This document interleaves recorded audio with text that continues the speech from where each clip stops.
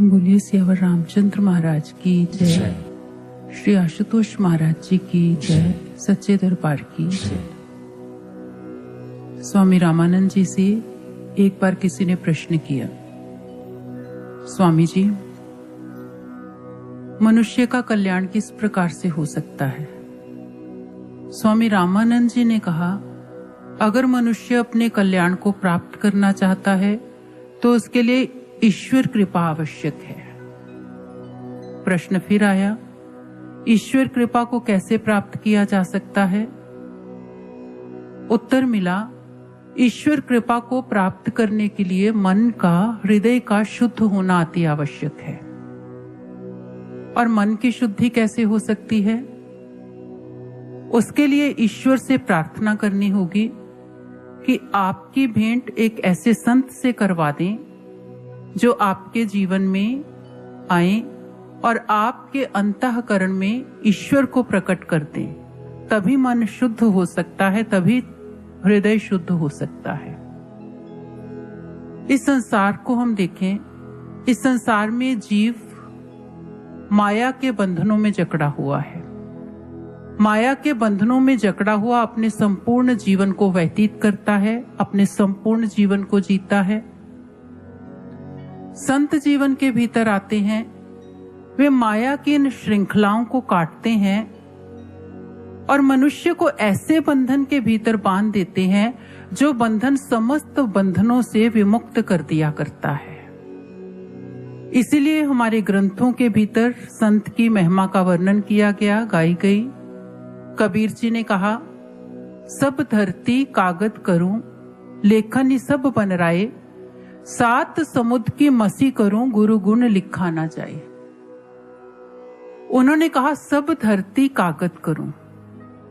अगर ये समस्त धरती मेरे लिए कागज हो जाए, लेखन ही सब बन राए, और समस्त वनस्पति जो है वो मेरे लिए कलम के रूप में परिवर्तित हो जाए, एक लेखनी बन जाए।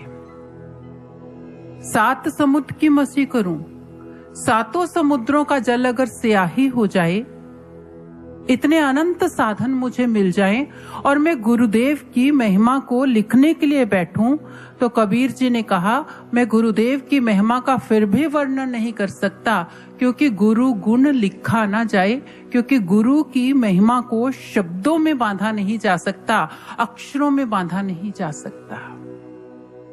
संत की महिमा, संत मनुष्य के जीवन को दिशा प्रदान करते हैं, उसके जीवन को अर्थ प्रदान करते हैं और उसे अपने जीवन के उद्दिष्ट तक पहुंचाने के लिए उसका मार्गदर्शन किया करते हैं। संत मनुष्य के जीवन को कल्याण पथ की ओर ले जाते हैं। ऐसी ही एक घटना श्री रामचरितमानस के भीतर गोस्वामी तुलसीदास जी लिखते हैं। श्री रामचरितमानस उत्तरकांड। गोस्वामी तुलसीदास जी वर्णन करते हैं काकभुशुंडी जी की गाथा को। संत शिरोमणि काकभुशुंडी जी मानस के इस भाग के भीतर अपने पूर्व जन्म की गाथा का वर्णन करते हैं। आइए उन्हीं की गाथा को सुनते हैं और समझते हुए, सीखते हुए चलते हैं उनकी गाथा से। काकभुशुंडी जी कहते हैं, अपने पूर्व जन्म में मैंने अयोध्यापुरी के भीतर जन्म लिया था। भगवान शिव की मैं उपासना करता था, भगवान शिव का ध्यान करता था, भगवान शिव की उपासना करता था, लेकिन अन्य देवताओं को नहीं मानता था। अन्य देवों का मेरे हृदय में कोई भी स्थान नहीं था। अपार धन संपत्ति मिली थी, अतः धन का मद था, धन का अहंकार था, और उससे भी बड़ा अहंकार था मुझे अपनी भक्ति का। मुझे गर्व था, मुझे दंभ था कि मैं भगवान शिव का एकनिष्ठ भक्त हूं, मैं भगवान शिव का अनन्य भक्त हूं। और यहीं पर थोड़ा सा विचार करते हुए चलें। काक के मन के भीतर दंभ था, मैं शिव का एकनिष्ठ भक्त हूं, भगवान शिव को मानता था, लेकिन अन्य देवों के लिए उसके हृदय में कोई भी स्थान नहीं था। आज भी संसार के भीतर हमें ऐसे अनेक लोग मिल जाएंगे, भगवान की पूजा करते हैं, भगवान की उपासना करते हैं, लेकिन भगवान के किसी एक रूप तक अपने मन को बांध के रख लेते हैं, अपने मन को बद्ध कर लेते हैं। और इसीलिए संसार के भीतर ईश्वर को जाना नहीं, ईश्वर को समझा नहीं, और जब ईश्वर का साक्षात्कार किए बिना ईश्वर का पूजन करते हैं तो अपनी धारणाएं, अपनी मान्यताएं बन जाती हैं। और इन धारणाओं में अनेकों धारणाएं ऐसी हैं जिनमें ईश्वर के रूप को लेकर ही धारणाएं बन जाती हैं, मान्यताएं बन जाती हैं। संसार में अनेकों द्वंद्व उभर कर सामने आ जाते हैं। और कैसे द्वंद्व? कोई कहता है कि मैं निर्गुण को मानता हूं, कोई कहता है मैं सगुण को मानता हूं। किसी ने कहा मैं साकार की पूजा करता हूं, किसी ने कहा मेरी धारणा, मेरी आस्था तो निराकार के भीतर है, मैं तो मात्र निराकार की ही उपासना करता हूं, मैं साकार को नहीं मानता। और संतों की मान्यता क्या है? गोस्वामी तुलसीदास जी से किसी ने पूछा, गोस्वामी जी आप किसे मानते हैं, निर्गुण को या सगुण को? गोस्वामी तुलसीदास जी ने कहा अगुण ही सगुण ही नहीं कछु भेदा। उन्होंने कहा अगर मेरे दृष्टिकोण पूछते हो तो मेरी दृष्टि में तो अगुण ही सगुण ही, निर्गुण और सगुण में कोई भेद नहीं है, दोनों एक ही है। कबीर जी से किसी ने पूछ लिया, कबीर जी आप किसे मानते हैं, निर्गुण को या सगुण को? कबीर जी ने क्या कहा? उन्होंने कहा निर्गुण है सो पिता हमारा, सगुण तो महतारी, किसको बिंदे किसको निंदे, दोनों पलड़ा भारी। उन्होंने कहा निर्गुण है सो पिता हमारा, ईश्वर अगर निर्गुण है तो वो मेरे लिए मेरा पिता है, और सगुण तो महतारी, अगर ईश्वर सगुण है तो वो माँ है। किसको बिंदु किसको निंदू, मैं किसकी वंदना करूं और किसकी निंदा करूं, मेरे लिए तो दोनों ही बराबर है। एक बच्चे के जीवन के भीतर जितनी अहम भूमिका माता की हुआ करती है, उतनी ही महत्वपूर्ण भूमिका पिता की भी हुआ करती है। अंतर कहाँ होता है? भला दोनों ही चाहते हैं बच्चों का, लेकिन भेद कहाँ है? इस संसार में पिता अक्सर अपने नियमों के लिए प्रसिद्ध हुआ करते हैं, अपने नियमों को आसानी से नहीं तोड़ते, और माँ अपनी विशाल हृदयता के लिए प्रसिद्ध हुआ करती है। बच्चा बड़ी से बड़ी भूल करके माँ के सम्मुख चलाए, माँ उसकी बड़ी से बड़ी भूल को क्षमा कर दिया करती है। ईश्वर अगर निर्गुण है तो पिता है, अगर सगुण है तो माँ है। निर्गुण है तो अपने नियमों के भीतर बंधा है, अपने नियमों का उल्लंघन नहीं करना चाहता, अपने नियमों को तोड़ता नहीं है। लेकिन वही ईश्वर जब भक्तों के भाव के वशीभूत, भक्तों के प्रेम के वशीभूत, भक्तों का कल्याण करना चाहता है, तो वही ईश्वर सगुण के रूप में इस धरा पर अवतरित होता है। वही ईश्वर साकार रूप में, गुरु के रूप में इस धरा पर आता है और एक शिष्य के जीवन में निराकार का परिचय उसे प्रदान कर देता है, निराकार से उसे परिचित करवा देता है। स्वामी रामतीर्थ जी से किसी ने पूछ लिया, स्वामी जी आपकी दृष्टि में ईश्वर कौन है, ईश्वर मिस हैं या मिस्टर हैं? स्वामी रामतीर्थ जी ने उत्तर दिया, ईश्वर ना मिस हैं ना मिस्टर हैं, ईश्वर एक मिस्ट्री है, ईश्वर एक भेद है। और भक्तजनों, इस भेद को खोलते हैं संत। संत जीव को दीक्षा प्रदान करते हैं, मनुष्य को ज्ञान प्रदान करते हैं, और मनुष्य अपने अंतर जगत में जब ईश्वर को देखता है, दर्शन करता है, फिर समझ पाता है कि ईश्वर एक ही है, ईश्वर कोई दो नहीं है, कोई तीन नहीं है। ईश्वर ने अवश्य इस संसार के भीतर अनेकों रूपों में जन्म धारण किया, अवतार धारण किया, प्रकट हुए, लेकिन ईश्वर का तत्व रूप एक है, ईश्वर तत्व रूप में एक ही है। इसीलिए हमारे शास्त्र कहते हैं एको सद्विप्रा, ईश्वर जो है एक है, परमात्मा एक है। संत शिरोमणि काकभीशुंडी जी अपनी कथा को आगे बढ़ाते हैं। मेरे मन के भीतर भेद था ईश्वर के रूपों में, मैं मात्र भगवान शिव की पूजा करता था, अन्य देवों का मेरे हृदय में कोई स्थान नहीं था। एक बार अयोध्या में अकाल पड़ा और मुझे अपना स्थान छोड़कर उज्जैन नगरी में जाना पड़ा। कुछ समय कष्ट में व्यतीत हुआ। उसके पश्चात मैंने शीघ्र ही बहुत सारी संपत्ति एकत्रित कर ली और फिर मैं पहले की तरह भगवान शिव की पूजा करने लगा। उज्जैन नगरी में एक ब्राह्मण रहा करते थे।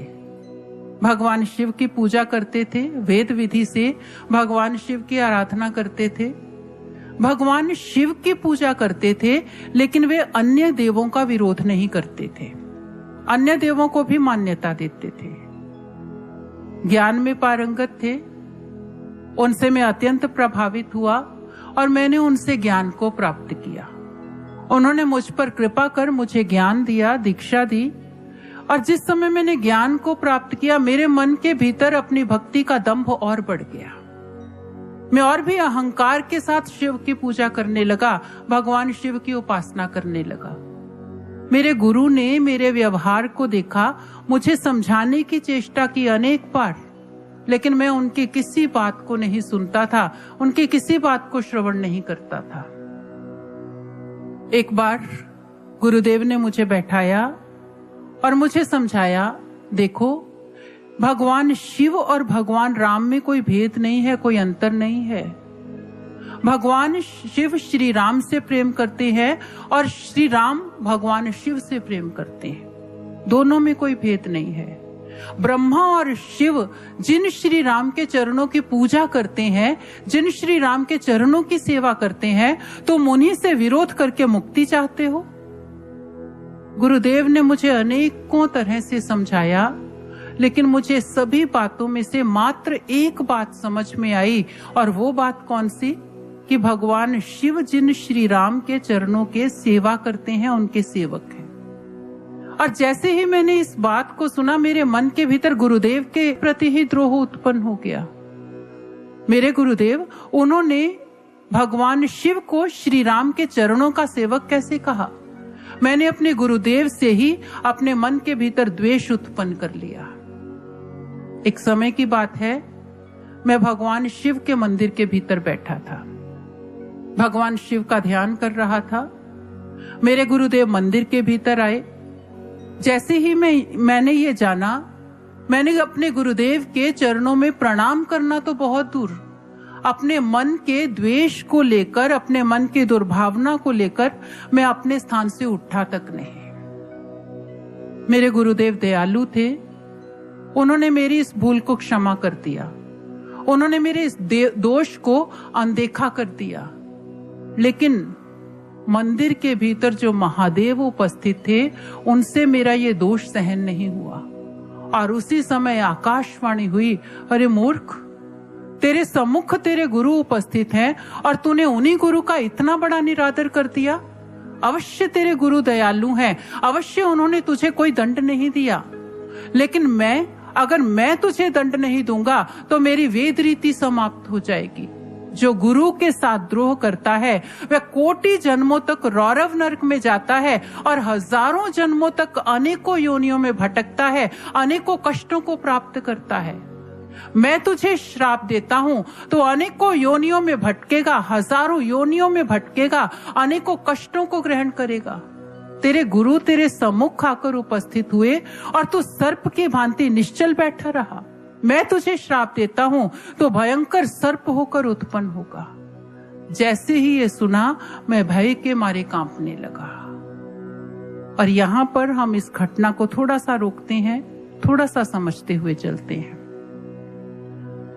गुरु ने काक को समझाया, काक को बताया कि देखो, भगवान शिव और भगवान राम एक ही हैं।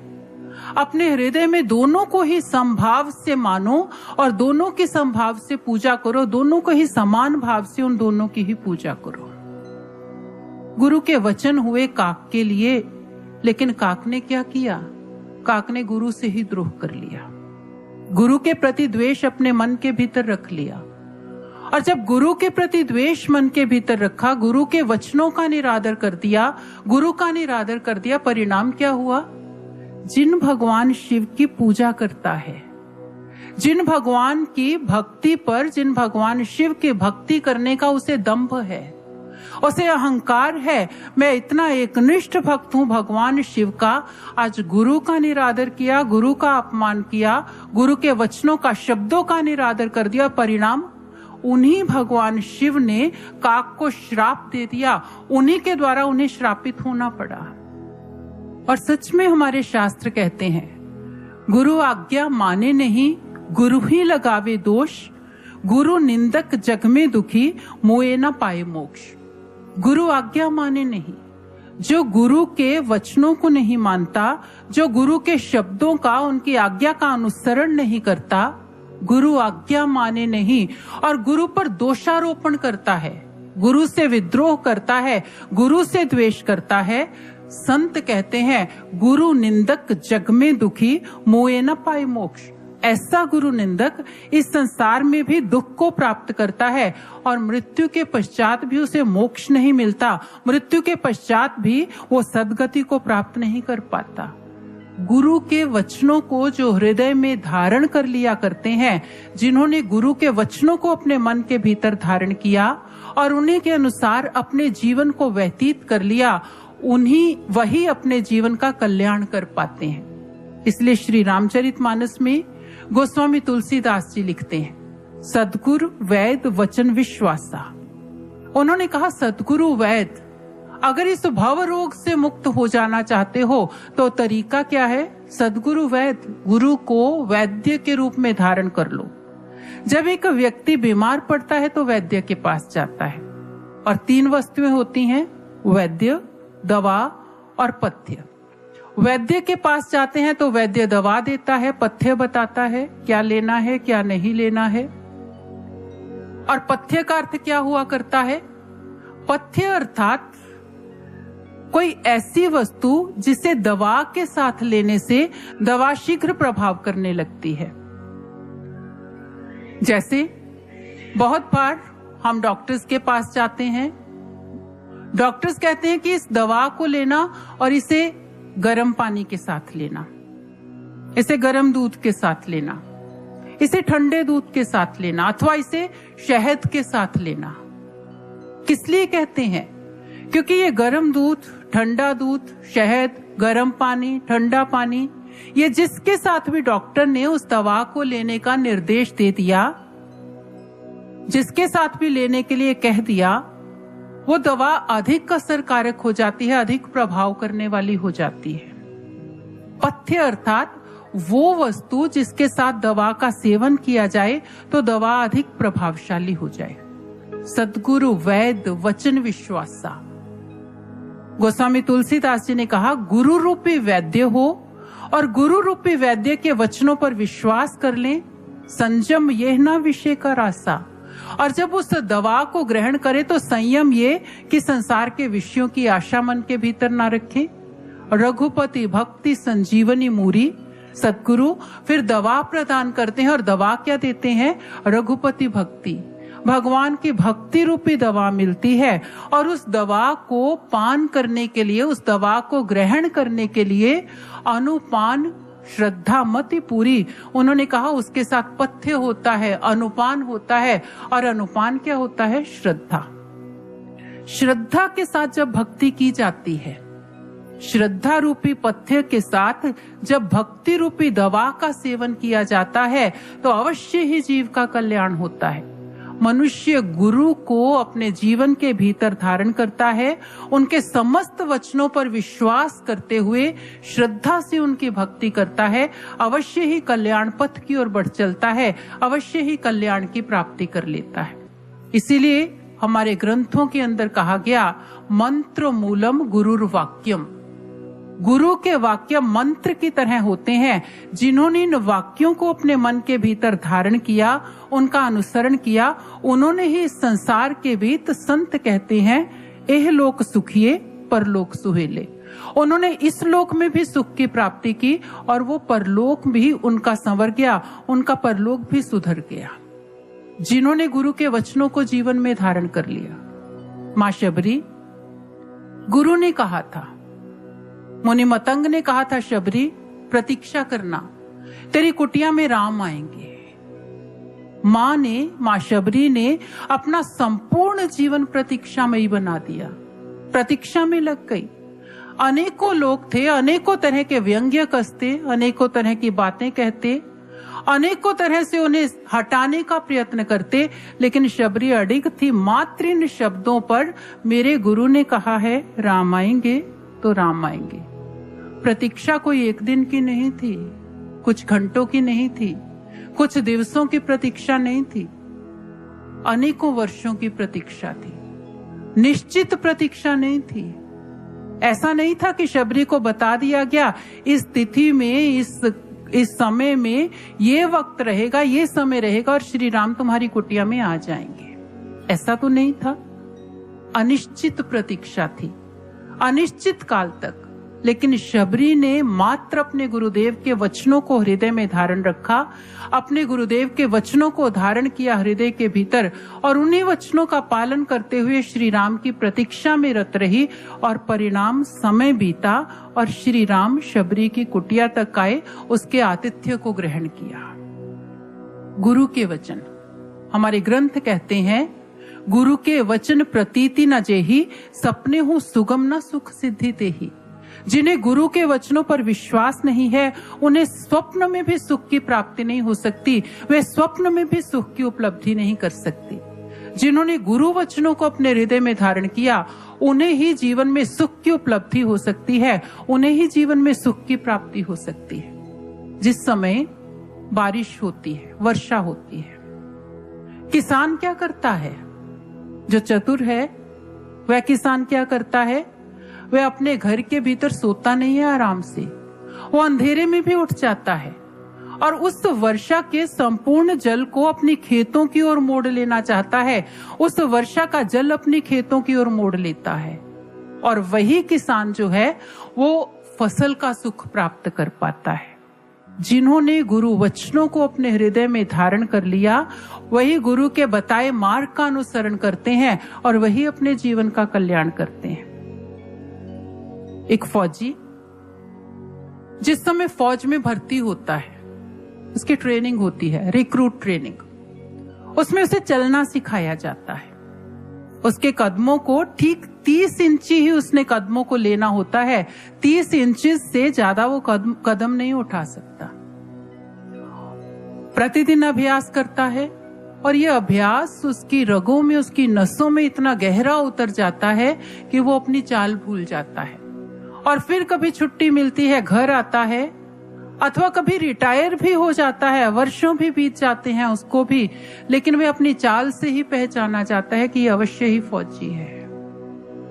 गुरु शिष्य के मन की चाल बदल देता है। जो शिष्य गुरु के शब्दों का अनुसरण करता है, गुरु के वचनों का अनुसरण करता है, वह उसके मन की चाल बदल देता है। फिर उसके लिए चाहे गुरु को कितने ही जन्मों तक उस शिष्य का पीछा क्यों न करना पड़े। संत के वचन, गुरु के वचन जिसने अपने हृदय के भीतर धारण कर लिए, उसी ने अपने जीवन का कल्याण किया।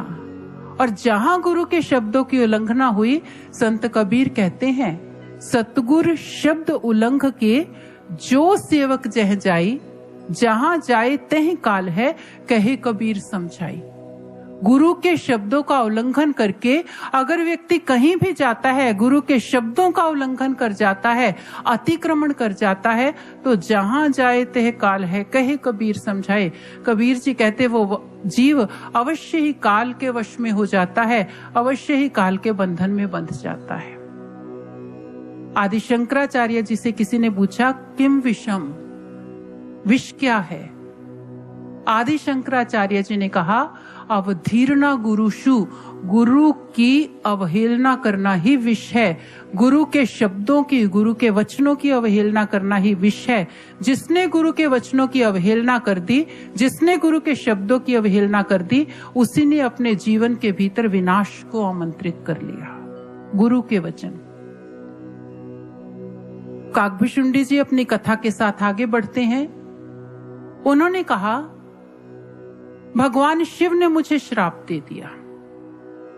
भगवान शिव के श्राप को जैसे ही मैंने सुना, मैं थर थर कांपने लगा, मैं अत्यंत भयभीत हुआ। मेरे गुरु ने जैसे ही इस भयंकर श्राप को सुना, मेरे गुरु ने तुरंत महादेव के आगे हाथ जोड़ दिए। हे प्रभु, आप कृपा कीजिए, प्रभु आप दया कीजिए। महादेव के चरणों में अपनी विनय रखी, अपनी प्रार्थना, अपनी स्तुति रखी। महादेव प्रसन्न हुए। महादेव ने मेरे गुरुदेव से कहा, मैं अति प्रसन्न हूं विप्रवर, आप वर मांगिए। मेरे गुरुदेव ने कहा, हे प्रभु, अगर आप प्रसन्न हैं तो आप इतना ही वर दीजिए, मुझे मात्र इतना वरदान दीजिए। ये जीव निकृष्ट बुद्धि का है, माया के वशीभूत है। माया इसे अपने बंधन से मुक्त नहीं करना चाहती और इसी माया के वशीभूत ये दुर्बुद्धि का शिकार हो जाता है। आपने इसे इतना कठिन श्राप दे दिया, आप मुझ पर प्रसन्न है तो इतनी कृपा कीजिए, इसके श्राप को समाप्त कर दीजिए अथवा इसके श्राप को कम कर दीजिए। भगवान महादेव ने कहा, यद्यपि इसने बहुत कठोर अपराध किया है, बहुत भयंकर अपराध किया है और हमने भी अत्यंत क्रोध में आकर ही इसे श्राप दिया है, लेकिन फिर भी आपकी परहित की भावना से, आपकी दयालुता की भावना से हम अत्यंत प्रसन्न हैं और हम अवश्य ही अपने श्राप को कम कर देंगे। ये अवश्य ही 1000 जन्मों में जाएगा, 1000 योनियों को प्राप्त करेगा, लेकिन इन योनियों में जो जन्म का, जो गर्भ का, जो मृत्यु का कष्ट होता है, मेरी कृपा से इसे वह कष्ट नहीं होगा और ये शीघ्र ही मेरे वरदान से, मेरी अनुकंपा से ये शीघ्र ही मनुष्य जन्म प्राप्त करेगा और उस जन्म में ये भगवान श्री राम के चरणों का भक्त होगा। भगवान श्री राम के चरणों में इसकी अति प्रीति बनेगी और यही सिद्ध हुआ। कालांतर में अनेकों योनियों का भ्रमण करते हुए, अनेकों योनियों से भटकते हुए काकभुशुंडी जी ने मनुष्य की देह धारण की और कालांतर में काकभुशुंडी जी भगवान श्री राम के अनुपम भक्त बने। ऐसे अनुपम भक्त, ऐसे अनूठे भक्त कि जिस समय स्वयं भगवान विष्णु के वाहन गरुड़ के मन में मोह उत्पन्न हुआ, उनके मन में संशय उत्पन्न हुआ, तो वे अपने संशय की निवृत्ति के लिए, अपनी मोह की निवृत्ति के लिए वो इन्हीं काकभुशुंडी जी की शरण में पहुंचे और इन्हीं काकभुशुंडी जी ने उन्हें उनके संशय से निवृत्त किया, उन्हें उनके मोह से निवृत्त किया। गुरु की कृपा। काकभुशुंडी जी ने गुरु का अपराध किया, गुरु का अनादर किया, गुरु का निरादर। भगवान शिव ने श्राप दे दिया, लेकिन गुरु की अहेतु की कृपा देखिए, इसे गुरु की अहेतु की कृपा ही तो कहेंगे। उन्हीं गुरु ने भगवान शिव से प्रार्थना की और काकभुशुंडी का श्राप ना मात्र कम हो गया, अपितु वो श्राप वरदान के भीतर बदल गया। वो काकभुशुंडी जो भगवान शिव के अतिरिक्त किसी और देव को अपने हृदय में नहीं लाते थे, वही भगवान श्री राम को समझे, जाने, उनका साक्षात्कार किया और उनके अपूर्व भक्त बन गए। गुरु की अहेतु की कृपा। एक भक्त के जीवन पर गुरु की अहेतु की कृपा हुआ करती है, गुरु की महती कृपा हुआ करती है। गुरु ज्ञान देते हैं, दीक्षा प्रदान कर देते हैं, यह गुरु की प्रथम कृपा है एक जीव के जीवन पर। मन के भीतर जिज्ञासा नहीं है, मन के भीतर प्रेम नहीं है, मन के भीतर ललक नहीं, लगन नहीं है ईश्वर के प्रति, मात्र कहीं एक हल्की सी उत्सुकता है। क्या सच में ईश्वर का दर्शन हो जाएगा? क्या सच में ईश्वर दिख जाएगा? क्यों ना एक बार ईश्वर का साक्षात्कार करके देखते हैं। छोटी सी उत्सुकता, हल्की सी जिज्ञासा की किरण, और गुरु ने मात्र इस किरण को पकड़ लिया और गुरु ने अहेतु की कृपा लुटा दी। अपने आंचल का अनमोल धन जीव को प्रदान कर दिया, मनुष्य को प्रदान कर दिया। ये गुरु की अहेतु की कृपा है। भक्ति पथ आरंभ हो गया, भक्ति मार्ग आरंभ हो गया, दीक्षा मिली, गुरु के दृष्टि पथ में आ गए, गुरु की नजर में आ गए। और जब गुरु की नजर में आए तो गुरु की नजर ऐसी है जो समस्त बंधनों को काट दिया करती है। किसी ने बहुत सुंदर कहा, कब धूल पे पड़ के कर डाले, इसको चंदन कोई क्या जाने, एक नजर गुरु की काटे है, कितने बंधन कोई क्या जाने।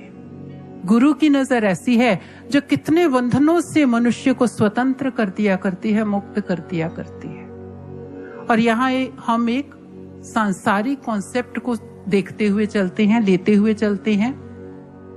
इस संसार के भीतर जब कोई बच्चा बीमार होता है तो माँ कहती है मेरे बच्चे को नजर लग गई है, और फिर नजर उतारने का उपक्रम प्रारंभ हो जाता है।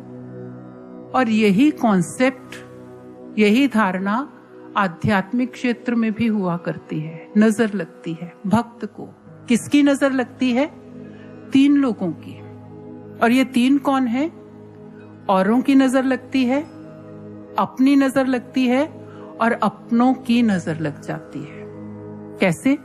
औरों की नजर। ये और कौन है? ये और जो हमारे नहीं है। ये और कौन? ये हमारे विकार, हमारे संशय, हमारे भीतर के दुर्विचार, हमारी दुर्भावनाएं जो हमारे नहीं है, इनकी नजर लग जाती है। और इनकी नजर में जब जीव आ जाता है, इन विकारों के, इन दुर्भावनाओं के दृष्टिपथ में जब जीव आता है तो विनाश निश्चित है। इसीलिए संतों ने जब प्रार्थना की ईश्वर के चरणों में, तो उन्होंने ईश्वर से कहा, संत सूरदास जी ने कहा, अब मैं नाच्यो थाक्यो बहुत गोपाल, काम क्रोध का पहर चोलना, कंठ विषय की माल। उन्होंने कहा, हे प्रभु मेरी रक्षा कीजिए, अब मैं नाच्यो थाक्यो बहुत गोपाल, ये काम आदि विकारों से ग्रस्त होकर मैं थक चुका हूँ। नाचते नाचते ये माया मुझे नचा रही है, मैं इसके बंधन में बंध कर थक चुका हूँ, मेरी रक्षा कीजिए। गोस्वामी तुलसीदास जी ने भी एक ऐसी ही प्रार्थना की। उन्होंने कहा, मम हृदय भवन प्रभु तोरा, इसमें आए बसे बहु चोरा। तुलसीदास जी ने एक बड़े ही दिलचस्प ढंग के साथ अपनी प्रार्थना रख दी। उन्होंने क्या कहा? मम हृदय भवन प्रभु तोरा, हे भगवान मेरा हृदय आपका घर है, और इस घर के अंदर तिसमें आए बसे बहु चोरा, इसमें बहुत से चोर आके रहने लगे। तो आप प्रभु, आप रक्षा कीजिए, इन चोरों को बाहर निकाल दीजिए। भगवान ने कहा, तुलसीदास तेरे हृदय में चोर आ गए, तेरे मन में चोर आ गए, तू बाहर निकाल दे। जो चीज घर में अवांछनीय होती है, जिसकी जो बाहर से आती है और जिसकी आवश्यकता नहीं होती, उसे हम बाहर निकाल देते हैं, फेंक देते हैं। तेरे हृदय में चोर है, तू बाहर निकाल दे। तुलसीदास जी ने कहा, मैंने कोशिश तो बहुत की मैं निकाल दूं, लेकिन मैं निकाल नहीं पाया। क्यों नहीं निकाल पाया? मैं एक अमित बटमारा, कोई सुने ना मोर पुकारा। उन्होंने कहा, मैं बेचारा एक, ये इतने चोर, मेरी कौन सुनता है? मैं इनका सामना नहीं कर सकता, मैं इन्हें नहीं निकाल सकता, मैं इन्हें घर से नहीं निकाल सकता। आप कृपा कीजिए प्रभु, आप निकाल दीजिए। आपका घर है, अपने घर से इन चोरों को निकाल दीजिए। भगवान ने कहा, तुलसीदास मेरा घर है ना, मेरे घर में कोई भी रहे, चोर रहे, साधु रहे, ठग रहे, तुझे क्या चिंता? मैं अपने घर में किसी को भी रखूं, मेरा घर कहा ना तूने। तुलसीदास जी ने कहा, हाँ प्रभु। कहे तुलसीदास सुन रामा, लूटे ही तस्कर तब धामा। आपका ही तो घर है और आपके घर को चोर लूट रहे हैं। भगवान ने कहा, मेरा घर है, तुझे क्या चिंता? मेरे घर में कोई रहे, चोर, ठग, साधु, मैं किसी को भी रखूं, तुझे क्या चिंता? तुलसीदास जी ने कहा, नहीं भगवान, चिंता तो मुझे है। और चिंता किस चीज की? चिंता यह मोहे अपारा, अपजस होए ना राम तुम्हारा। मुझे चिंता है कहीं संसार में आपका अपयश न फैल जाए। देखो, श्री राम का घर है और श्री राम अपने घर को ही चोरों से मुक्त नहीं कर सके। जो भगवान अपने घर से चोरों को मुक्त नहीं निकाल सकता, वो हमारे घर से कैसे निकालेगा? वो हमारी रक्षा कैसे करेगा भला? संसार में आपका अपयश ना फैल जाए, इसलिए मेरी आपसे विनती है, प्रार्थना है, मम हृदय भवन प्रभु तोरा। मेरा दिल, मेरा हृदय जो आपका घर है, आप इसमें से चोरों को निकाल दीजिए प्रभु। इन काम क्रोध आदि को इस हृदय से निकाल दीजिए। औरों की नजर, विकारों की, दुर्विचारों की, दुर्भावनाओं की, ये नजर लगती है तो विनाश कर देती है, इसके दृष्टि पथ में आते हैं तो विनाश है। अब दूसरी नजर, अपनी नजर। अपनी अर्थात हमने कोई अच्छा कार्य कर दिया, हमारे हाथों से कोई श्रेष्ठ कार्य संपन्न हो गया, और जैसे ही अच्छे कार्य को किया मन के भीतर झट से अहंकार चला आया। मैंने इतना बढ़िया कार्य किया, इतना श्रेष्ठ, ऐसा तो कोई कर ही नहीं सकता, इतना बढ़िया कार्य मैंने कर दिया। अहंकार, और अहंकार है ये अपनी नजर है जो स्वयं को लग जाती है, और इस अहंकार के दृष्टि पथ में जीव आ जाता है तो यह अहंकार है जो मनुष्य का सर्वनाश कर दिया करता है, जो मनुष्य को समाप्त कर दिया करता है। यह अहंकार ही है जो ईश्वर से दूर करता है। अहंकार का पर्दा ही है जो अंतःकरण में स्थित ईश्वर का दर्शन नहीं करने देता, ईश्वर तक पहुंचने नहीं देता। यह अहंकार ही तो है। अहम की दीवार ही सबसे बड़ी दीवार है, गिर गई दीवार तो दीदार ही दीदार है। यह अहंकार की दीवार ही है जो ईश्वर तक पहुंचने नहीं देती, जो ईश्वर से मिलने नहीं देती। और तीसरी नजर, अपनों की। और अपना कौन? इस संसार में अगर कोई अपना है तो एकमात्र गुरु हैं जो अपने हैं, और कोई भी अपना नहीं है। और किसी नाते को अपना नहीं कहा। मात पिता वनिता सुत बंधप इष्ट मीत अरु भाई, पूर्व जन्म के मिले संजोगी अंते कोई न सहाई।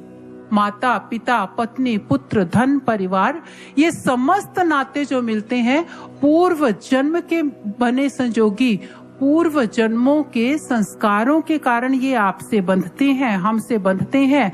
और अंते कोई न सहाई, अंत में प्रत्येक जीव को अकेले ही इस संसार से जाना पड़ता है।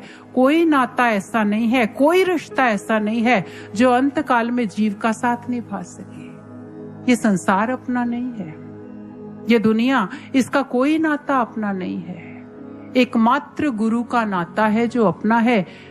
इसलिए संतों ने कहा, नाते तो लाखों मिले लख 84 माही, सहजो सतगुरु ना मिले पकड़ निकासे माही। संत सहजोबाई कहती हैं, नाते तो लाखों मिले, लाखों नाते मिलते हैं इस संसार के भीतर, लेकिन गुरु का नाता अपना नाता है जो इस 84 से मुक्त कर देता है, जो इन समस्त बंधनों से स्वतंत्र कर दिया करता है।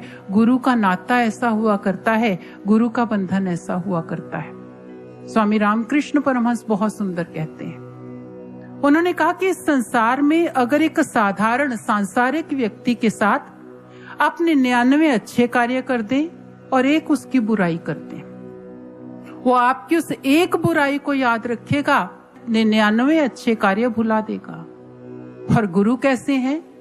आप गुरु का एक अच्छा कार्य कर दें, एक कार्य सिद्ध कर दें, चाहे वो छोटा सा ही क्यों ना हो, और आप 99 बार उन पर अपकार कर दें, उनके साथ कुछ बुरा कर दें, लेकिन गुरु की दृष्टि आपके उस एक छोटे से अच्छे कार्य पर स्थिर रहा करती है, और वे आपके उस छोटे से कार्य को पकड़कर ही आपका कल्याण कर दिया करते हैं। ये गुरु की कृपा हुआ करती है। अपनों की नजर, गुरु की नजर। जब जीव गुरु के दृष्टि पथ में आ जाता है तो अवश्य ही जीव का कल्याण हो जाता है। नजर लगना, सांसारिक दृष्टि से देखा जाए तो नजर लगना नकारात्मक माना जाता है, अच्छा नहीं माना जाता, शुभ नहीं माना जाता। नजर लगती है तो झट से हम चाहते हैं कि नजर उतर जाए, कैसे भी करके उतार दें और व्यक्ति स्वस्थ हो जाए।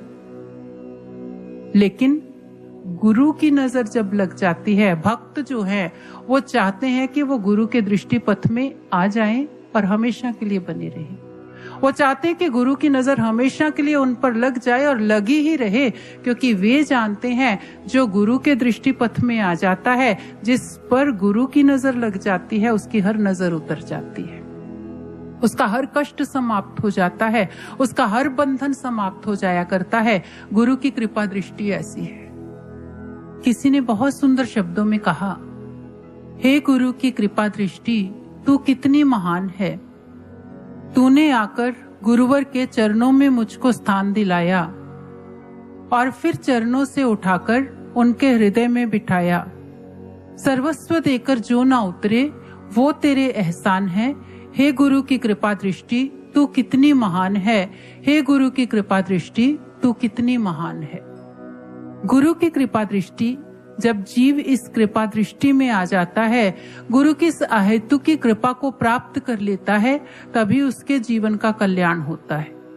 गुरु की अहेतु की कृपा कैसी है, एक अनुभव आपके बीच में रखना चाहूंगी। एक भाई हैं, उन्होंने दीक्षा को प्राप्त किया 2013 में।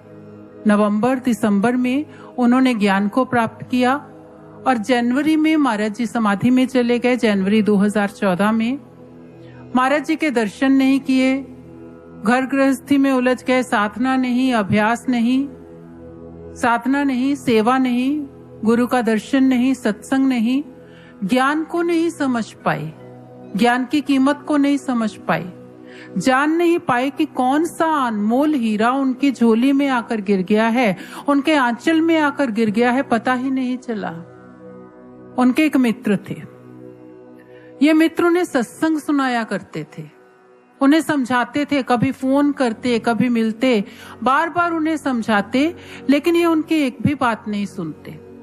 उनको आगे से प्रश्न करते, किसने देखा है, किसने मौत के बाद देखा, किसने 84 देखी, किसे पता कि मृत्यु के बाद 84 लाख होती भी है कि नहीं होती है, ये योनियां है भी ये नहीं, किसे पता। एक दिन महाराज जी की कृपा हुई, अपने घर में सो रहे थे, स्वप्न में एक दृश्य देखा। और स्वप्न में क्या देखा, स्वप्न में देखा कि उनके हाथ में एक पिस्टल है, उस पिस्टल को उन्होंने अपने चिन्ह पर रखा और गोली चला दी। गोली उनकी खोपड़ी के आर पार हो गई। अब गोली लग गई, लेकिन दर्द से तड़प रहे हैं, पीड़ा से तड़प रहे हैं, लेकिन मृत्यु नहीं हो रही। अब कह रहे कोई मुझे आकर दूसरी गोली भी मार दो ताकि कम से कम मेरी मृत्यु तो हो जाए। और थोड़ी देर में ही उन्होंने स्वप्न में ही देखा कि उनकी मृत्यु हो गई और उनका सूक्ष्म शरीर उनके शरीर में से बाहर निकल गया। उनके शरीर से बाहर निकला और अपने शरीर के पास खड़ा हो गया और हैरानी से देख रहे हैं अपने शरीर को कि मेरा शरीर मेरे सामने खड़ा है और मैं भी यही खड़ा हूँ, मेरा भी अस्तित्व है। अर्थात ये सच है कि मृत्यु के बाद भी बहुत कुछ हुआ करता है, मृत्यु के बाद भी हुआ करता है। और उसके बाद अभी देख ही रहे हैं कि इतने में उन्हें लगा कि कोई उन्हें ऊपर की ओर खींच रहा है।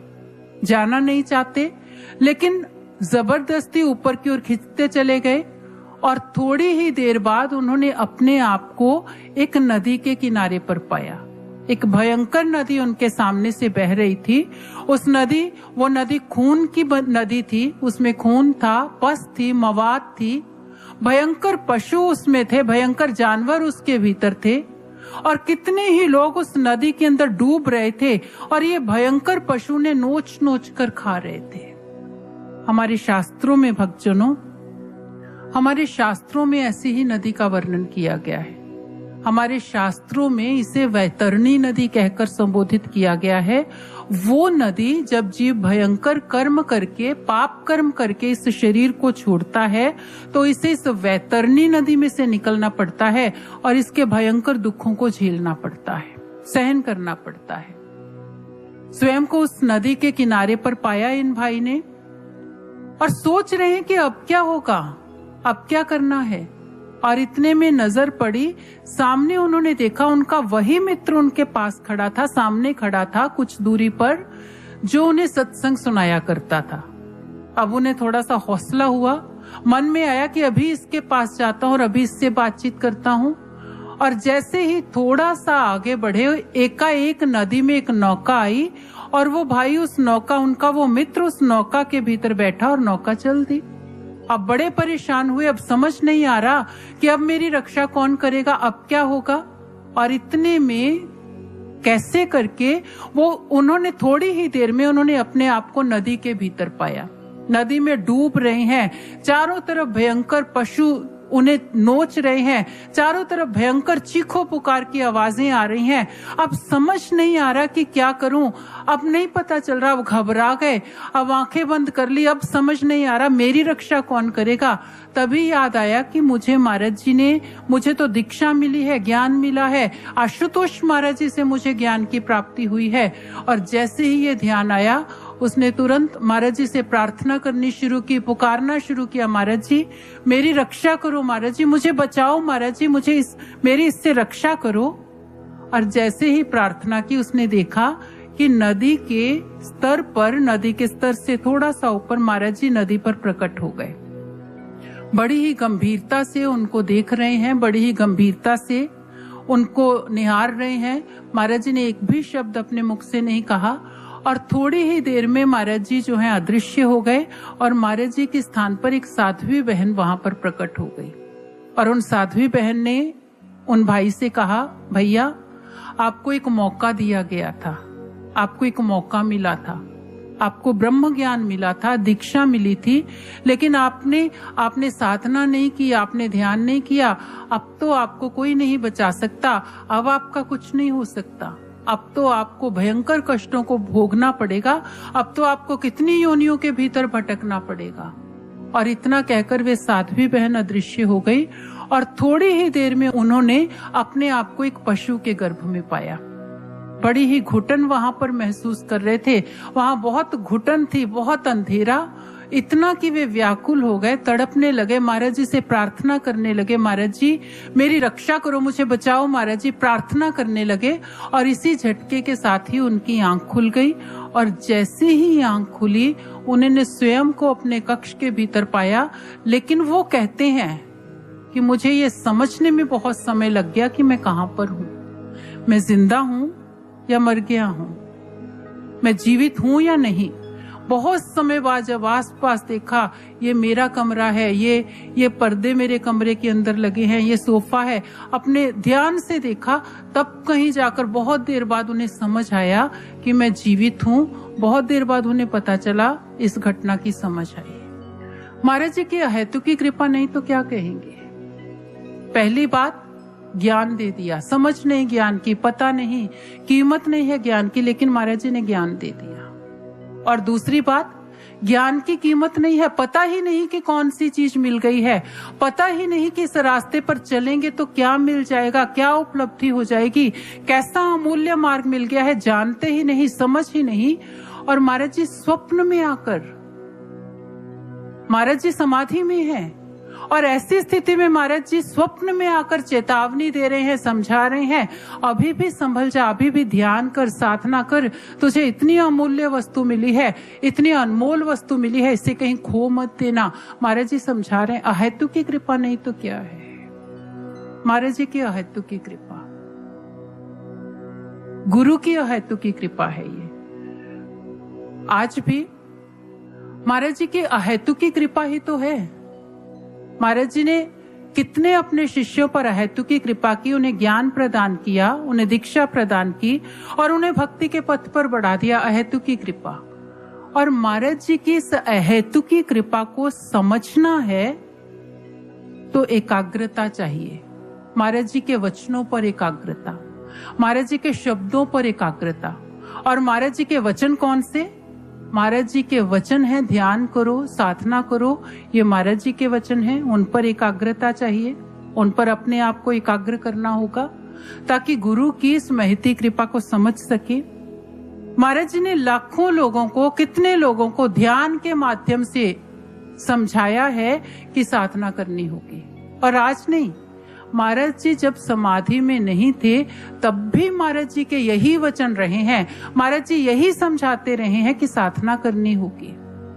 कोई भी समस्या लेकर कोई भी व्यक्ति महाराज जी के पास जाते थे, शारीरिक, आर्थिक, सामाजिक, मानसिक, कैसी भी समस्या, महाराज जी हमेशा उनसे यही कहते रहे हैं, साधना करो, ध्यान करो, साधना ही समस्त समस्याओं का समाधान करती है। और आज भी महाराज जी के यही वचन है।